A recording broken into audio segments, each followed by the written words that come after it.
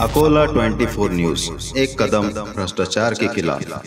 अकोला शहर में दिन ब दिन बढ़ रहा अपराध का ग्राफ। विधायक के बेटे पर दिन दहाड़े जानलेवा हमले से मची सनसनी।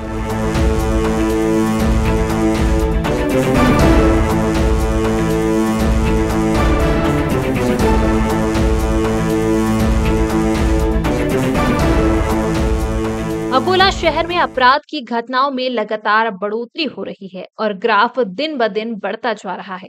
रविवार को दिन दहाड़े विधायक के बेटे पर हुए जानलेवा हमले से शहर की कानून व्यवस्था पर सवाल खड़े हो गए हैं।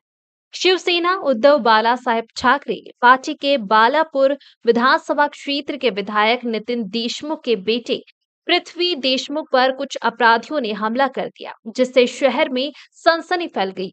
पृथ्वी देशमुख सिविल लाइन थाना क्षेत्र में एक कपड़ा दुकान के बाहर खड़े थे। उसी समय गुंडों ने उसे रोक लिया और उस पर हमला करने की कोशिश की। इन गुंडों ने पृथ्वी देशमुख की पिटाई कर दी। इस पिटाई से पृथ्वी बाल बाल बच गए।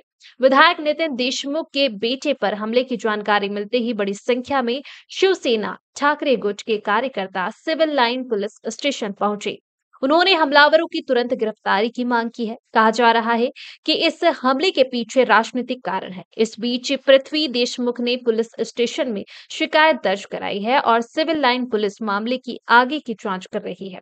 इस घटना के बाद विधायक नितिन देशमुख ने मीडिया से बात की। उन्होंने कहा कि सिविल लाइन थाने की सीमा में अपराध बढ़ रहे हैं। आज मेरे बेटे पर चाकू से हमला करने का प्रयास किया गया। खुद को बचाकर वहां से भाग जाने से आगे की विपदा टल गई है। मैंने एसपी साहब से बार बार अनुरोध किया। शहर में अपराध बढ़ गया है। कुछ दिन पहले 15 साल के एक छात्र की हत्या कर दी गई थी। आज अचानक मेरे बेटे के साथ भी उसी तरह मारपीट की गई। एक चाकू लेकर आया, जबकि दूसरे ने सिर पर फर्श से वार करने की कोशिश की। मेरा बेटा और उसका दोस्त दोनों वहां से भाग गए, नहीं तो आज बड़ा अनर्थ हो सकता था।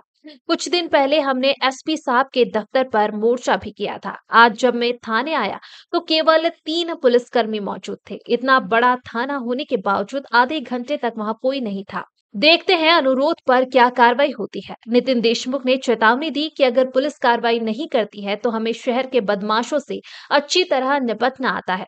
पुलिस ने घटना की जांच शुरू कर दी है और उसमें आरोपियों के चेहरे देखे जा सकते हैं। हमलावर की उम्र 30 से 40 साल के बीच लग रही है। सूत्रों से मिली जानकारी के अनुसार कुछ आरोपियों को पुलिस ने हिरासत में लिया है।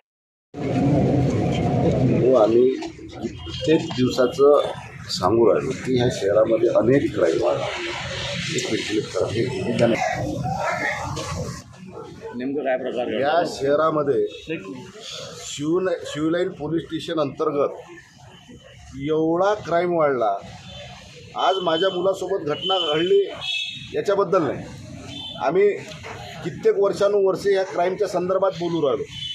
आम्ही एसपी साहेबांना बोलू राहिलो, पोलीस स्टेशनमध्ये बोलू राहिलो, आम्ही मोर्चे काढले, आंदोलन काढले, प्रेस काढली, तरी काही फरक पडला नाही। काही दिवसापूर्वी 15 वर्षाच्या तरुण विद्यार्थ्याची हत्या झाली, काही नसताना, कारण नसताना डायरेक्ट चाकू त्याच्या पोटात टाकून दिला।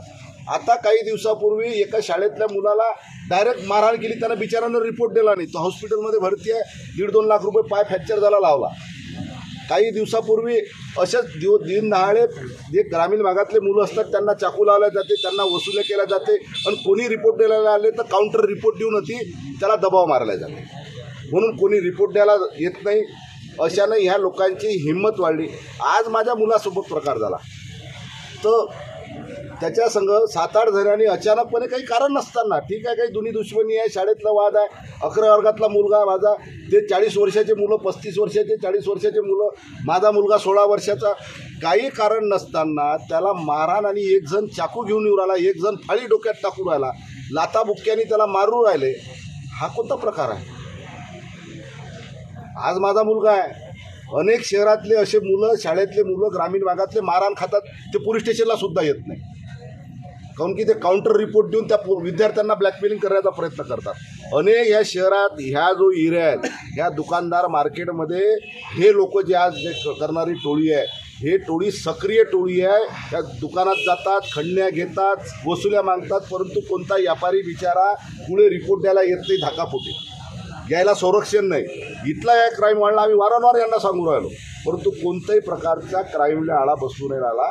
निश्चितपणे ह्या शहरातल्या तरुण मुलांना जर संरक्षण मिळालं नाही तर शेवटी आम्हाला कायदा हाती घ्यायला लागेल आणि या क्राईम लोकांच्या सामना आम्हाला करावा लागेल. आम्ही अजूनही विनंती करतो पोलीस प्रशासनाला, तुम्ही ह्या क्रिमिनल लोकांवर MPD दाखल करा, यांच्यावर तडीपारचे आदेश दाखल करा. का MPD दाखल झाले नाही? लोकमतला 4-5 दिवसापूर्वी एक पेपरला बातमी होती की MPDची फाईल प्रलंबित आहे म्हणून. या क्रिमिनल शिरदर साहेब होते ज्यावेळेस SP होते, क्राईम थांबला होता, अनेक लोकांवर MPD दाखल झाल्या होत्या, अनेक लोकांवर गुन्हे दाखल झाले होते, तडीपार अनेक लोक झाल्या. हे सर्रास इथं मस्ती आली या क्रिमिनल लोकांची. आम्ही आज नाही बोलू आलो, 15 दिवसाच्या अगोदर पत्रकार परिषद सुद्धा घेतली होती. काजी खेळले 6व्या वर्गातल्या मुलीवर अत्याचार झाले, शिरल्यासारख्या ठिकाणी एका मुलीवर अत्याचार झाला, बलात्कार झाला, तिची हत्या झाली. अनेक प्रकार या शहरामध्ये चालू आहे. प्रशासनाचा वचक नाही, त्याच्यामुळे हा क्राईम वाढला.